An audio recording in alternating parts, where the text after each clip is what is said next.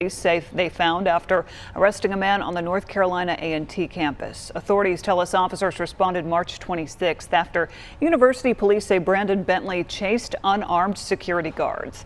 We're told once Bentley was detained, a search of his car turned up hundreds of rounds of ammunition in addition to multiple weapons, including firearms, a stun gun, and brass knuckles.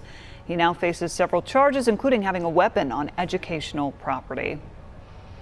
Well, Forsyth Tech students are back on campus today after a shooting on campus Thursday. An active shooter alert went out, prompting a lockdown and an evacuation. And after investigating, law enforcement determined a high school student had shot himself in the hand. He is now charged with possession of a weapon on campus and carrying a concealed gun. WXII 12's Maria DeBone spent the day speaking with students about how they feel about being back on campus. Maria.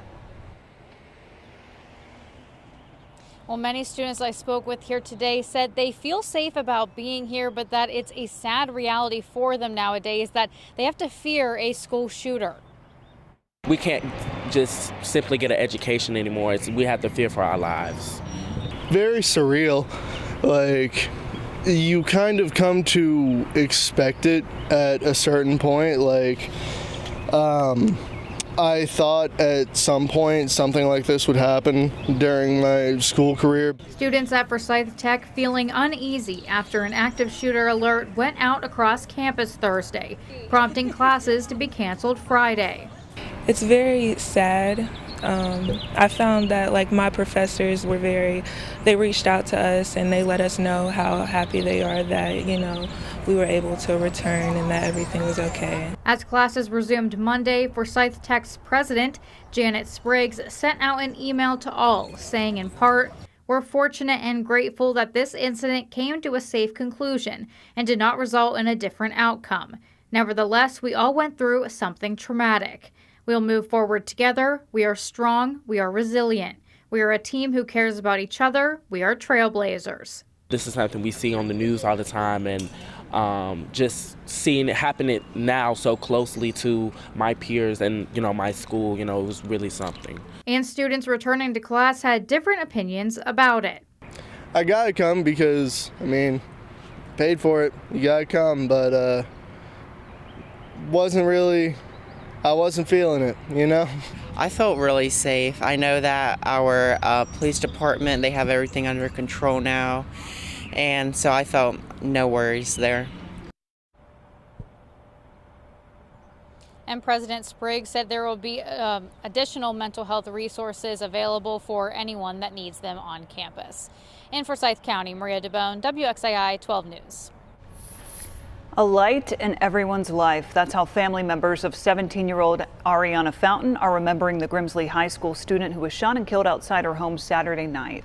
Ari was attending a family gathering on Ogden Street in Greensboro when police say an unknown number of suspects fired shots toward the home just before 10 p.m., striking her on the front porch.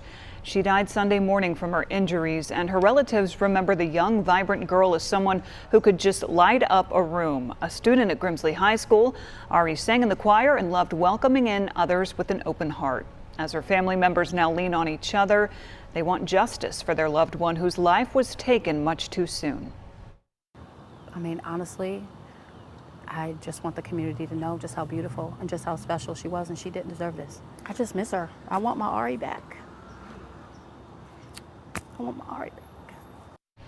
This case remains an active, ongoing homicide investigation. At this time, no suspects have been identified. There will be a private memorial service held in the Grove at Grimsley High School to remember Ari Wednesday. Former President Donald Trump is in New York City this evening, just hours away from his first court appearance. Sharman Sakiti from our Boston station made the trip down to Manhattan and gives us a look at what's happening on the ground. Right now, former President Donald Trump is in New York awaiting his arraignment. The city is bracing for something that has never happened before, a former president facing criminal charges.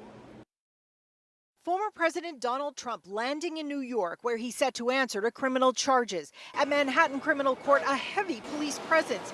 The city says it's ready for the unprecedented arraignment of the former president. There has been no specific credible threats to our city at this time.